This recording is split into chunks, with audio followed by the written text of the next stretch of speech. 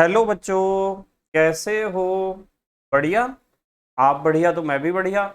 तो देखो बच्चों, आज हमें क्या पढ़ाई करनी है। आज है हमारे पास क्लास 11th का यूनिट नंबर 7 का वीडियो नंबर 44।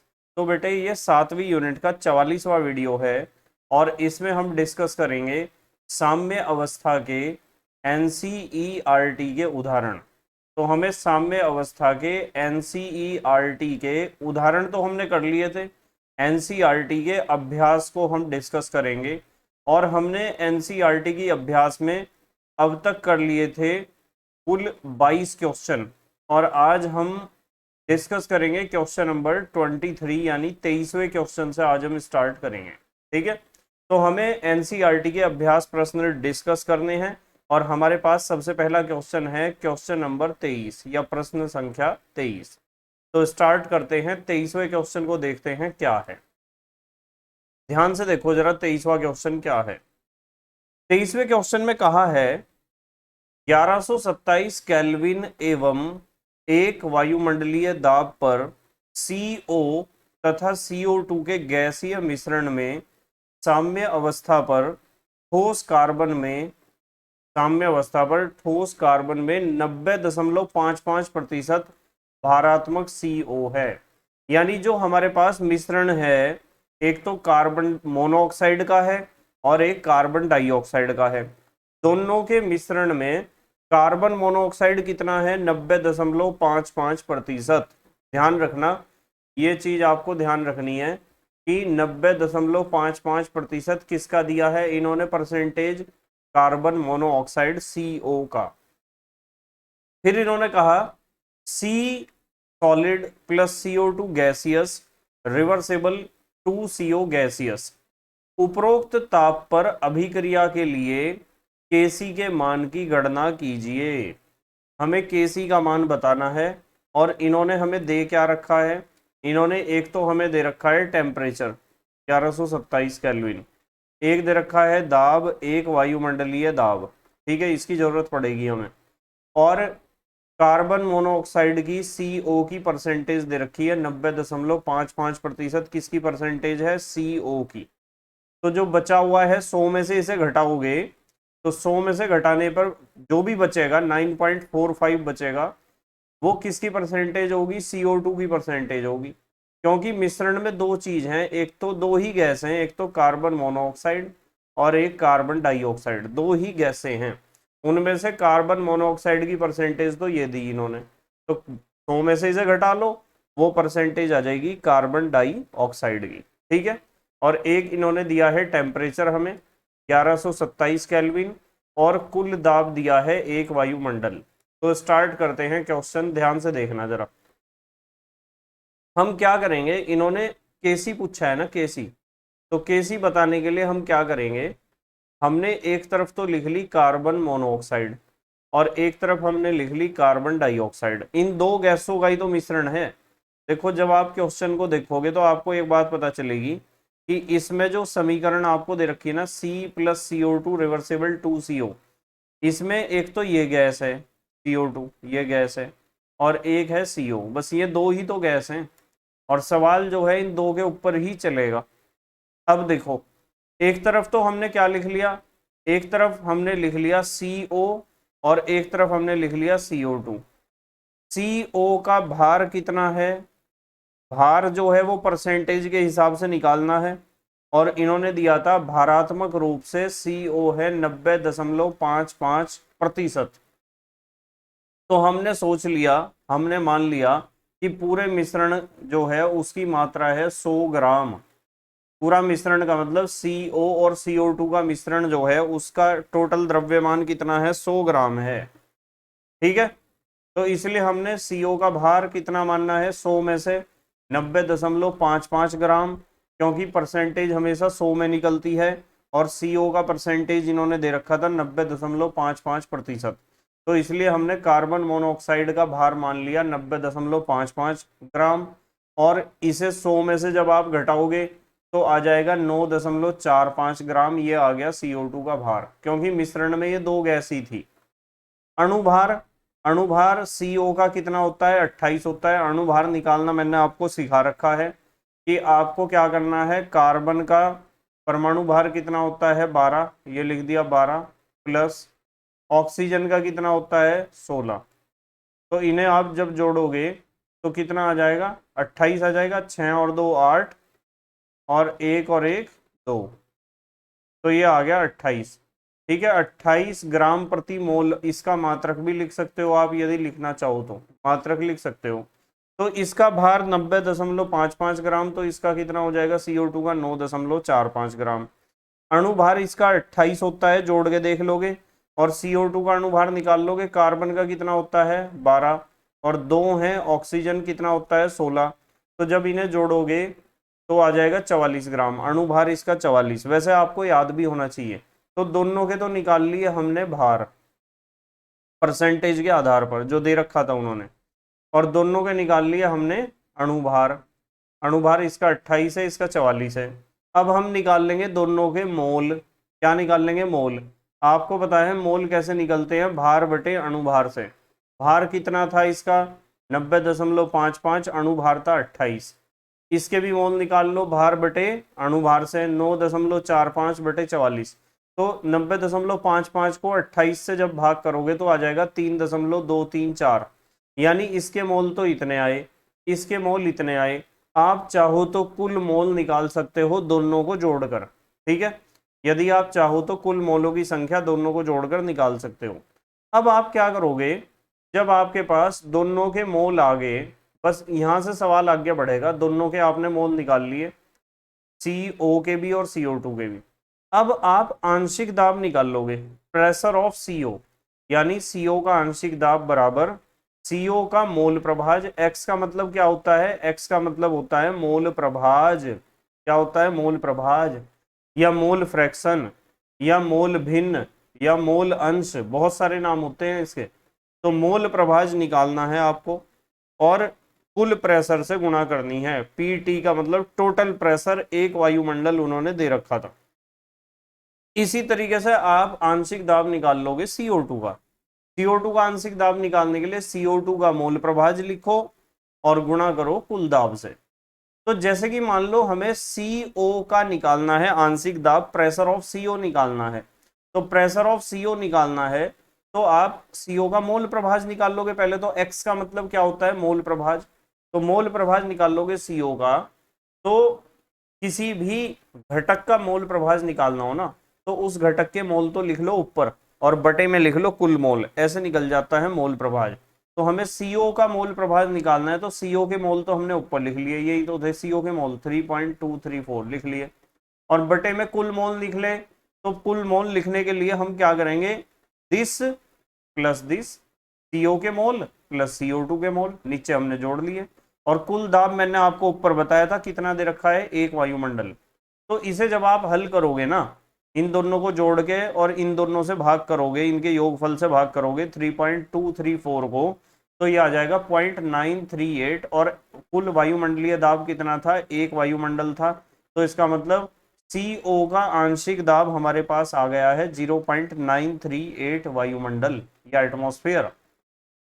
इसी तरीके से आपको दूसरी तरफ प्रेशर ऑफ CO2 निकालना था, XCO2 इंटू PT, यानी CO2 का मोल प्रभाज गुणा कुल दाब।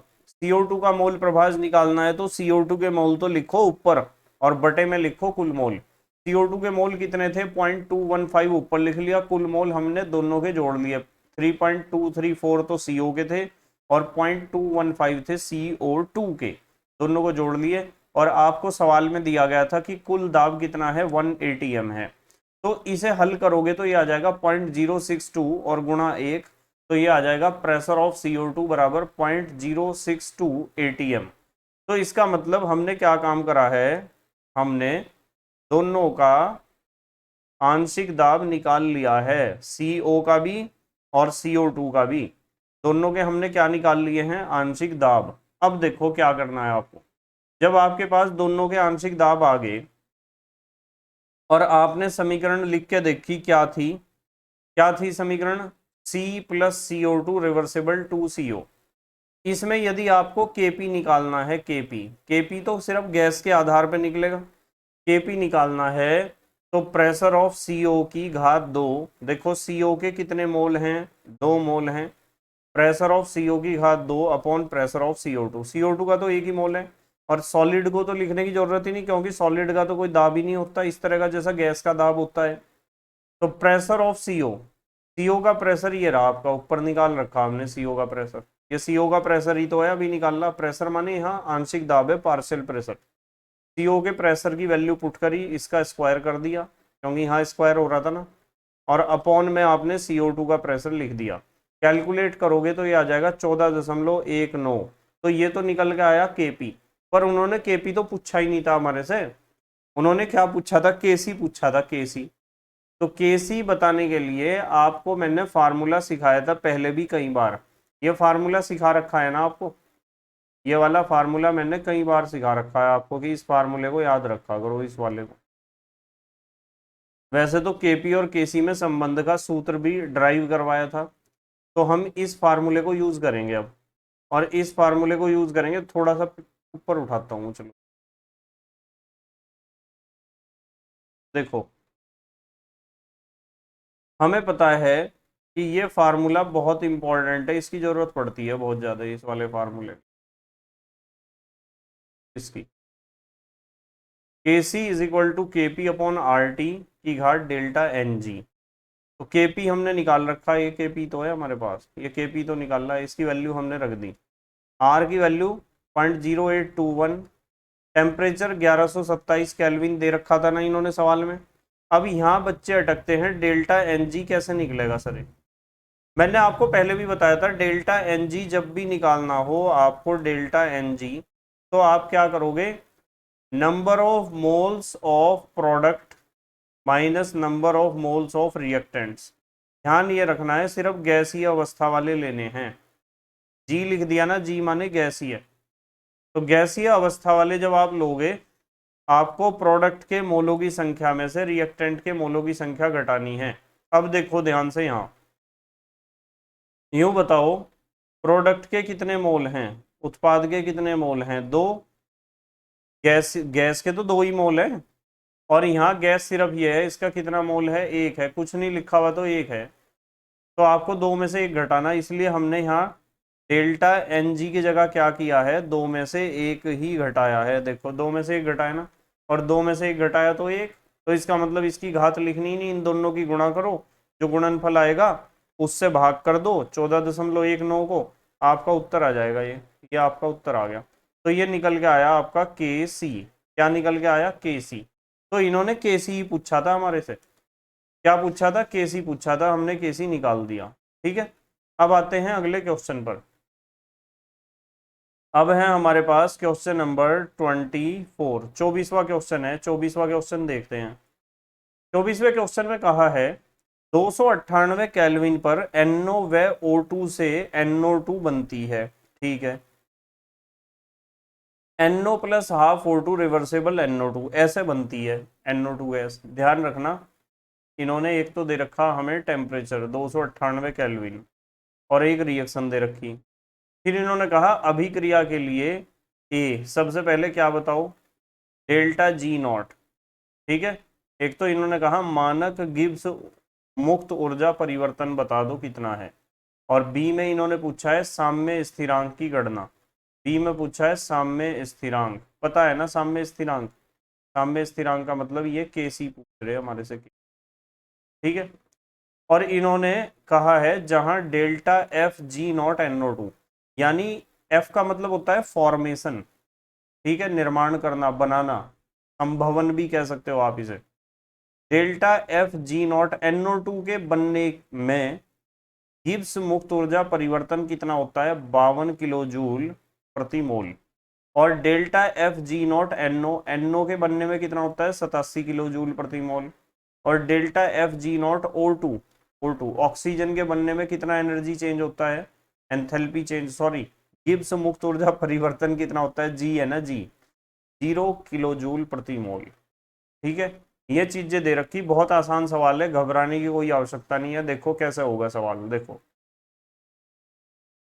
हम क्या करेंगे, सबसे पहले हमने ये समीकरण लिख ली, अभिक्रिया की समीकरण। पार्ट ए को यहाँ सॉल्व कर रहे हैं और बी को यहाँ सॉल्व करेंगे। अभिक्रिया की समीकरण लिख ली, NO plus half O2 reversible NO2। सारी गैस है, ये भी गैस है, गैस है, गैस है। हमें पता है कि यदि आपको पूरी अभिक्रिया के लिए मानक गिब्स मुक्त ऊर्जा परिवर्तन निकालना हो, ठीक है, रिएक्शन के लिए, R का मतलब रिएक्शन, G का मतलब गिब्स फ्री एनर्जी, 0 का मतलब मानक, नॉट कह दो या 0 कह दो, मानक। तो डेल्टा RG0 निकालना है, तो आपको क्या करना है, आपको ये जो प्रोडक्ट है ना, प्रोडक्ट, इनके मानक मुक्त ऊर्जा परिवर्तन कुल पता होने चाहिए आपको, और माइनस इसमें से घटा देने हैं इनके अभिकारकों के। तो उत्पादों में से अभिकारकों की मानक मुक्त ऊर्जा परिवर्तन आपको घटाने हैं। तो यहां लिखा है सिग्मा का मतलब तो पता है आपको क्या होता है, जोड़ यानी कुल। डेल्टा FG0P यानी प्रोडक्ट के बनने में, F का मतलब फॉर्मेशन, फॉर्मेशन माने बनना, प्रोडक्ट के बनने में मानक मुक्त ऊर्जा परिवर्तन कुल कितना है वो देख लो, माइनस, फिर R का मतलब क्या है, रिएक्टेंट्स। तो डेल्टा FG0 R का मतलब है रिएक्टेंट्स, अभिकारकों के बनने में कुल मानक मुक्त ऊर्जा परिवर्तन कितना है, ये वाला घटा दो उसमें से, प्रोडक्ट के डेल्टा G में से रिएक्टेंट्स के डेल्टा G की वैल्यू घटानी है आपको। तो कैसे होगा देखो, डेल्टा RG0, R का मतलब ये रिएक्शन है, रिएक्शन के लिए मानक गिब्स मुक्त ऊर्जा परिवर्तन कितना है। तो हमने प्रोडक्ट के लिए क्या लिखा, प्रोडक्ट में तो सिर्फ यही है, NO2 ही, तो यहाँ लिख लिया डेल्टा FG0 NO2, ठीक है, माइनस, यहाँ रिएक्टेंट्स दो हैं, एक तो NO है, एक O2 है, delta FG0 NO plus half delta FG0 O2, half तो लिखना ही है यहाँ, ये हाफ है ना, आधा ही तो बना O2 का मोल, तो इसलिए यहाँ आधा लेंगे हम, गिब्स ऊर्जा परिवर्तन जो होगा उसका आधा लेंगे। तो ये हो जाएगा delta RG0 is equal to delta FG0 NO2 दे रखा था 52 किलो जूल प्रति मोल, ऊपर ये वैल्यू दे रखी थी, माइनस डेल्टा FG0 NO दे रखा था 87 किलो जूल प्रति मोल, 87, ये प्लस का निशान ये लगा दिया प्लस का, हाफ ये लिख दिया half, delta FG0 O2 oxygen का डेल्टा FG0 दे रखा था इन्होंने 0, ये लिख दिया 0, तो ये तो 0 ही हो जाएगा, इतना हिस्सा ये तो 0 हो जाएगा ना। तो आपको 52 और माइनस 87, 52 में से 87 हटाओगे तो कितना आ जाएगा, माइनस के 35 किलो जूल प्रति मोल। लो पहला उत्तर तो ये आ गया हमारा। इन्होंने एक तो ये पूछा था कि आप पूरी रिएक्शन के लिए बताओ, तो पहला उत्तर तो ये आ गया, पूरी अभिक्रिया में मानक गिब्स मुक्त ऊर्जा परिवर्तन इतना होगा। अब आ जाओ आप नेक्स्ट। अब इन्होंने यूं भी कहा था हमारे से कि केसी बताओ अभिक्रिया के लिए कितना होगा। देखो डेल्टा G0 हमने निकाल दिया, इसकी जरूरत पड़ेगी आगे, ध्यान रखना। वैसे मैं माइनस 35 किलो जूल प्रति मोल आया है ना। अब देखो, अब हम क्या करेंगे कि पार्ट बी को सॉल्व करने के लिए इस फार्मूले को यूज करेंगे, delta RG0 is equal to -2.303 RT log KC। सिखा रखा है फार्मूला पहले भी, इंपॉर्टेंट फार्मूला है ये।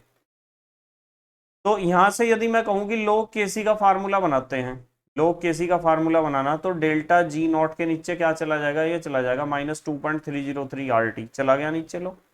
तो हमने log KC का फार्मूला बनाने के लिए क्या करा, डेल्टा RG0 के नीचे -2.303 RT ले गए हम, और log KC is equal to, minus का निशान ये तो ये लग रहा, और डेल्टा RG0 हमने निकाला था -35 किलो जूल प्रति मोल, हमने निकाला था -35 किलो जूल प्रति मोल, ये निकाल रहा था ना। अब मुझे एक बात बताओ, किलो का मतलब क्या होता है, 1000, तो हमने 35 किलो जूल ना लिख के इसे जूल में लिखा है, और 35,000 लिखा है, देखो कितना लिखा है, 35,000। समझ में आ रही बात, 35,000 कहाँ से आ गए, 2.303 जो का त्यों है, आर की वैल्यू हमने जूल में ली है 8.314, कैपिटल टी 298 केल्विन इन्होंने दे रखा था। हम जब इसे कैलकुलेट करेंगे तो ये माइनस और माइनस तो प्लस हो जाएगा, ऊपर 35,000 है, इन तीनों की गुणा आ जाएगी 5,705.85, भाग करोगे ये आ जाएगा 6.134, तो log Kc की वैल्यू इतनी आई, तो Kc निकालना है तो log इधर जाके क्या हो जाएगा, एंटी लॉग। तो Kc is equal to anti log of 6.134, और इसका एंटी लॉग जब आप देखोगे तो आ जाएगा 1.361 गुणा 10 की घात 6। तो ये आया हमारा आंसर। तो इन्होंने हमें दो चीजें पूछी थी, एक तो पूछा था आप पूरी अभिक्रिया के लिए बता दो, क्या पूरी अभिक्रिया के लिए बता दो डेल्टा आर जी नॉट, ये हमने बता दिया, और एक अभिक्रिया के लिए केसी बता दो, ये भी हमने बता दिया, दोनों चीजें बता दी। ठीक है, अगला क्वेश्चन देखते हैं, चलो क्या है। क्वेश्चन नंबर 25, 25वां क्वेश्चन देखो क्या है। 25वें क्वेश्चन में कहा है निम्न में से प्रत्येक साम्य में जब आयतन बढ़ाकर दाब कम किया जाता है, ठीक है, तब बतलाइए कि अभिक्रिया के उत्पादों के मोलों की संख्या बढ़ती है या घटती है या समान रहती है। बहुत अच्छा क्वेश्चन है। मतलब आपको इन्होंने यूं कहा कि आपके पास जो है ना एक इस तरह का सिलेंडर है, इस तरह का एक सिलेंडर है आपके पास, और इस सिलेंडर में यहाँ लगा हुआ है पिस्टन, ये पिस्टन का हैंडल बना दिया मैंने, और यहाँ कोई रिएक्शन चल रही है आपकी, कोई भी रिएक्शन यहाँ चल रही है आपकी, और मान लो रिएक्शन इस तरीके से है, यहाँ लिखूंगा अभिकारक, अभिकारक बदल रहे हैं इसमें उत्पाद में, ठीक है, अभिकारक किस में बदल रहे हैं, उत्पाद में। तो इन्होंने कहा कि हम पिस्टन को ऊपर उठाएंगे, यदि पिस्टन ये ऊपर उठा देंगे तो क्या होगा, तो आयतन तो बढ़ जाएगा, पिस्टन को ऊपर उठाने से आयतन बढ़ेगा, पक्की बात है, और दाब क्या होगा, घटेगा। तो यूं कह रहे कि अभिक्रिया के ऊपर क्या प्रभाव पड़ेगा, उत्पाद ज्यादा बनेगा या कम बनेगा, उत्पाद के प्रोडक्शन पे क्या प्रभाव पड़ेगा।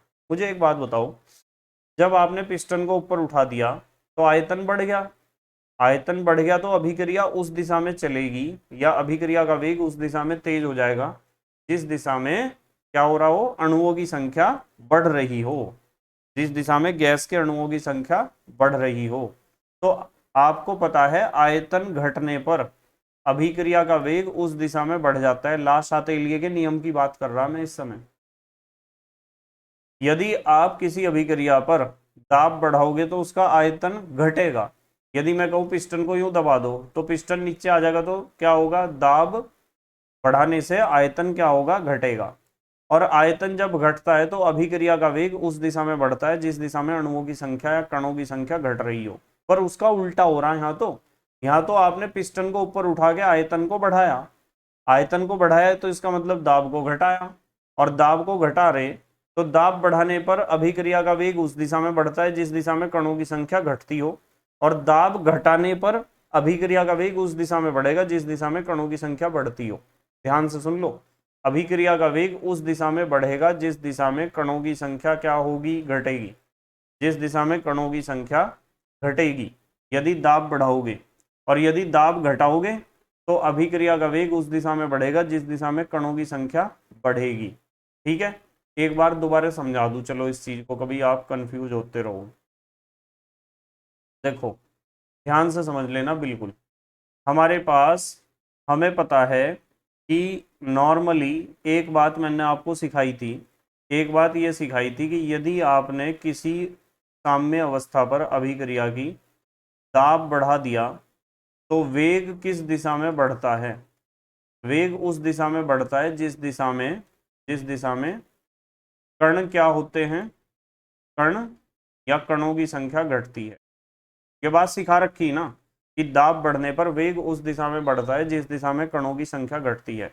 अब यदि मैं कहूं कि चलो इसका उल्टा कर रहे, यदि मैं दाब घटा दूं, और हम इस सवाल में दाब को घटा ही रहे हैं, तो वेग कौन सी दिशा में बढ़ेगा, वेग बढ़ेगा उस दिशा में जिस दिशा में कणों की संख्या क्या हो रही होगी, बढ़ रही होगी। तो आपको यूं देखना कि कौन सी दिशा में कणों की संख्या बढ़ रही है। मान लो कहीं कण 2 से 3 हो रहे, गैस के कणों की बात कर रहा मैं सिर्फ, तो इसका मतलब यहाँ तो कणों की संख्या बढ़ रही, ठीक है, अग्रिम दिशा में। और यदि मैं कह दूं इधर तो कण 2 हैं और इधर कण है 1, तो क्या अग्रिम दिशा में कणों की संख्या बढ़ रही है, ये तो 2 से 1 हो रहे, ये तो कणों की संख्या घट रही। पर यदि इसी अभिक्रिया को विपरीत दिशा में देखो, बैकवर्ड डायरेक्शन में या प्रतीप दिशा में, तो आपको एक बात देखने को मिलेगी कि 1 से 2 बन रहे, इधर विपरीत दिशा में तो कणों की संख्या बढ़ रही ना, और विपरीत दिशा में कणों की संख्या बढ़ रही, इसका मतलब ये वाली यदि आप दाब घटाओगे तो अभिक्रिया का वेग इस एग्जाम्पल के हिसाब से विपरीत दिशा में तेज हो जाएगा और साम्य अवस्था भी विपरीत दिशा में विस्थापित हो जाएगी। ठीक है, समझ में आ रही ना बात? तो इस तरीके से समझना है आपको। देखो अब क्वेश्चन देखोगे तो ज्यादा समझ में आएगा। ठीक है, तो इन्होंने कहा निम्न में से प्रत्येक साम्य में जब आयतन बढ़ाकर दाब कम किया जाता है, आयतन बढ़ाओगे तो दाब तो घट ही जाएगा, और दाब घट जाएगा तो अभिक्रिया का वेग उस दिशा में बढ़ेगा जिस दिशा में कणों की संख्या बढ़ रही हो, गैस के अणुओं की संख्या। तब बतलाइए कि अभिक्रिया के उत्पादों के मोलों की संख्या बढ़ती है या घटती है या समान रहती है। देखो पहला क्या दिया इन्होंने एग्जाम्पल, पहला पार्ट क्या दिया, PCl5 gaseous reversible PCl3 gaseous plus Cl2 gaseous. देखो इसमें यहाँ 1 मोल तो PCl5 का है, 1 मोल PCl3 का है, 1 मोल है इसका, तो यहाँ कुल मोल कितने हुए, अभिकारकों का तो 1 ही मोल है, उत्पादों के 1 + 1 = 2। तो यूं बताओ इस दिशा में ही तो अणुओं की संख्या बढ़ रही गैस के, और गैस के अणुओं की संख्या यदि अग्रिम दिशा में बढ़ रही तो इसका मतलब उत्पाद ज्यादा बनेगा।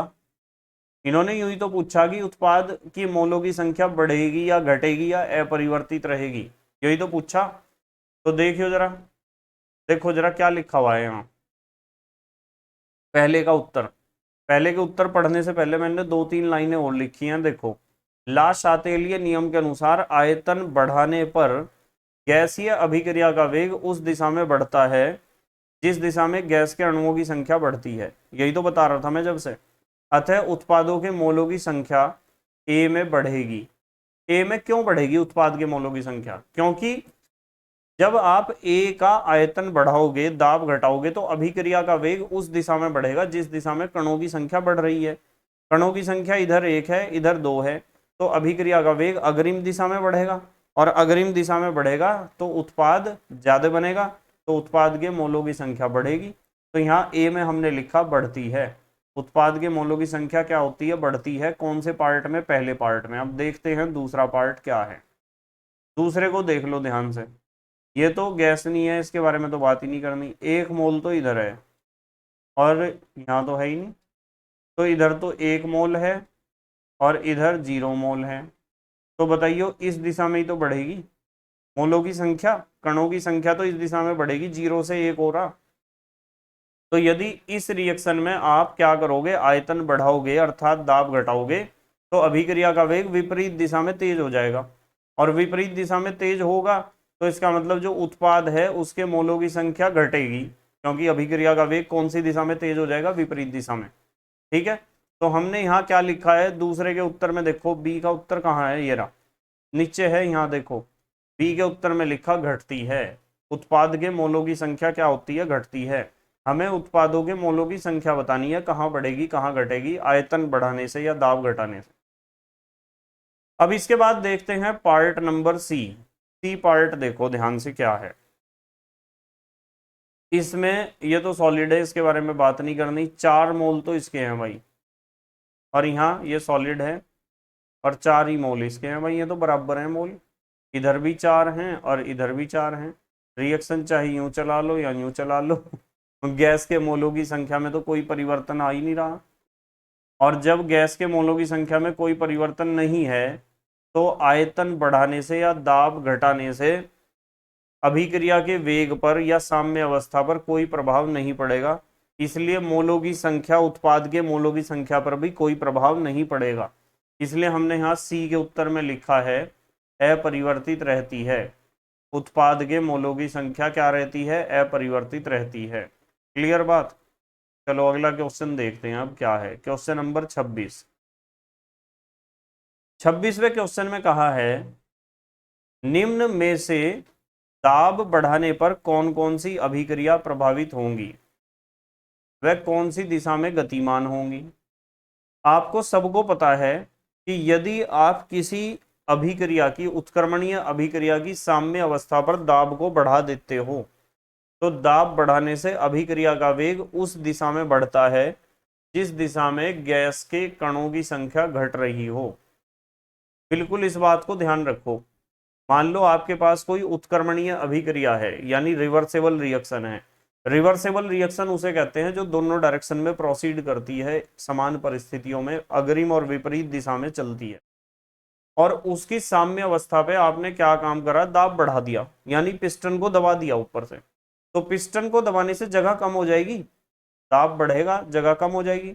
और कम जगह में तो कम अणु ही आसानी से रह सकते हैं, जब ही दाब फिर दोबारा से नॉर्मल हो पाएगा। तो अभिक्रिया कोशिश करेगी कि मैं अणुओं की संख्या घटा दूं। तो हमेशा इस चीज का ध्यान रखना है। लास्ट शातेलिए ने हमें बताया था कि यदि किसी उत्क्रमणीय अभिक्रिया की साम्य अवस्था पर आप दाब बढ़ा दोगे, तो दाब बढ़ाने से अभिक्रिया का वेग उस दिशा में तेज हो जाएगा जिस दिशा में अणुओं की संख्या या गैस के अणुओं की संख्या या गैस के मोलों की संख्या घट रही हो। बस यूं देखना आपको, ठीक है। यूं देखना कि प्रोडक्ट के मोल ज्यादा हैं या रिएक्टेंट के ज्यादा हैं।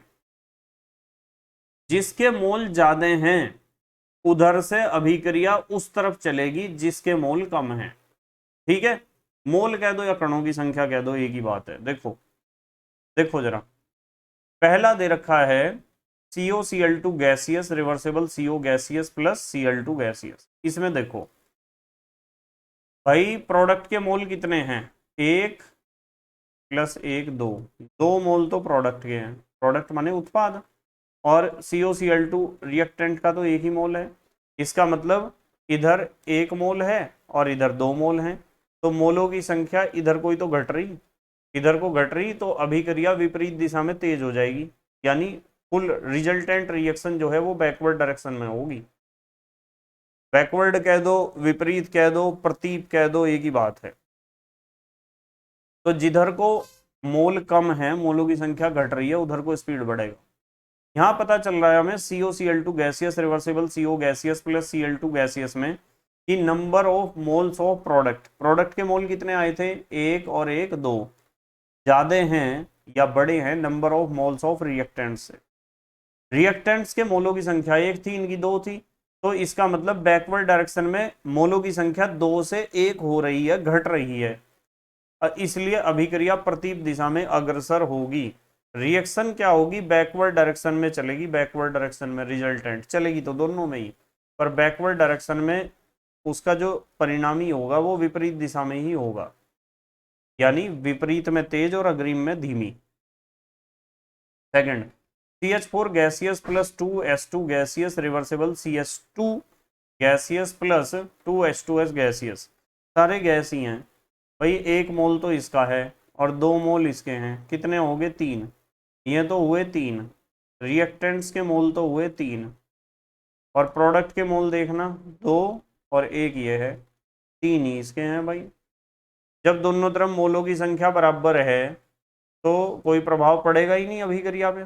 तो यहाँ हमने लिख दिया क्योंकि number of moles of product equals to number of moles of reactants, इसलिए साम्य अप्रभावित रहेगा, यानी अभिक्रिया का वेग किसी भी दिशा में तेज नहीं होगा।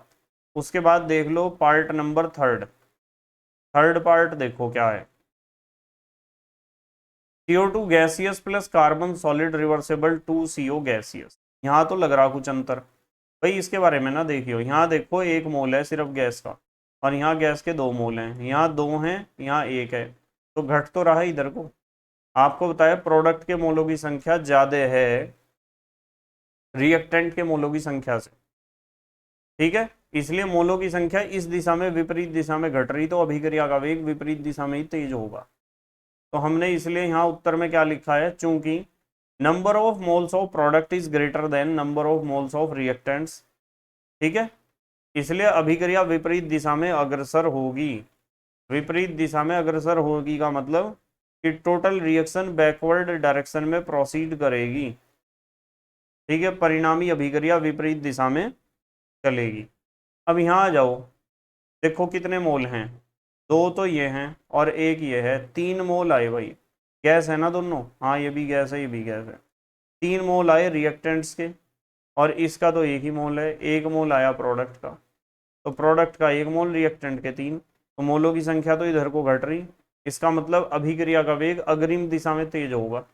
तो यहाँ हमने लिख दिया चूंकि, क्या लिखा, चूंकि number of moles of product is smaller than number of moles of reactants, product कम है रिएक्टेंट ज्यादा है, इसलिए अभिक्रिया अग्रिम दिशा में अग्रसर होगी। कौन सी दिशा में अग्रसर होगी, अग्रिम दिशा में। नेक्स्ट नंबर 5, पांचवें क्वेश्चन में कहा है, देखो सॉलिड है सोचना ही नहीं है, सॉलिड है सोचना ही नहीं है, 1 मोल है, इधर प्रोडक्ट का 1 मोल और रिएक्टेंट्स का 0 मोल, तो इधर कोई तो मोलों की संख्या घट रही और मोलों की संख्या इधर को घट रही, इसका मतलब परिणामी अभिक्रिया का वेग भी विपरीत दिशा में ही तेज होगा। तो इसलिए हमने यहाँ लिख दिया, क्या लिखा, चूंकि number of moles of product is greater than number of moles of reactants, इसलिए अभिक्रिया विपरीत दिशा में चलेगी। ठीक है, जिधर ज्यादा मोल हैं उधर से अभिक्रिया कम मोल की दिशा में चलती है। देखो अच्छा, छठा पार्ट देखो, 4NH3 gaseous plus 5O2 gaseous reversible 4NO gaseous plus 6H2O gaseous, 4 और 5 9, ठीक है, ये तो 9 है number of moles of reactants, और 4 और 6 10, ये है 10। तो बताओ, जभी तो ऐसा निशान लगाया है, जभी तो लगाया ऐसा निशान। ठीक है, number of moles of product बड़े हैं, ज्यादा हैं number of moles of reactant से, तो रिएक्शन दाब बढ़ाने पे इस दिशा में ही तो दौड़ेगी, अग्रिम दिशा में, इसलिए अभिक्रिया विपरीत दिशा में चलेगी, नहीं विपरीत दिशा में चलेगी। हाँ हाँ ये तो हमने प्रोडक्ट पहले लिख दिए ना भाई, प्रोडक्ट से रिएक्टेंट की तरफ चलेगी, तो प्रोडक्ट तो इधर लिखे हुए, रिएक्टेंट तो इधर है, तो इसका मतलब विपरीत दिशा में चलेगी। देखो यहाँ से देखो, 6 और 4 कितने होंगे 10, और 5 और 4 कितने होंगे 9, तो 10 से 9 की तरफ चलेगी ना भाई, इधर तो 10 है और इधर 9 है, तो 10 से 9 की तरफ ही तो चलेगी ना अभिक्रिया। ठीक है, यानी विपरीत दिशा में चलेगी अभिक्रिया। कुल अभिक्रिया कौन सी दिशा में चलेगी, विपरीत दिशा में। ठीक है, बताओ समझ में आई क्या बात। ये था हमारे पास क्वेश्चन नंबर कौन सा था, ये 26 था, ये था क्वेश्चन नंबर 26।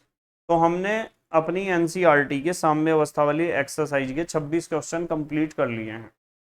जितने भी इसमें क्वेश्चन है डेली हम क्वेश्चन कर रहे हैं, और हमारे एक्सरसाइज खत्म होते ही हम यूनिट नंबर 8 स्टार्ट करेंगे।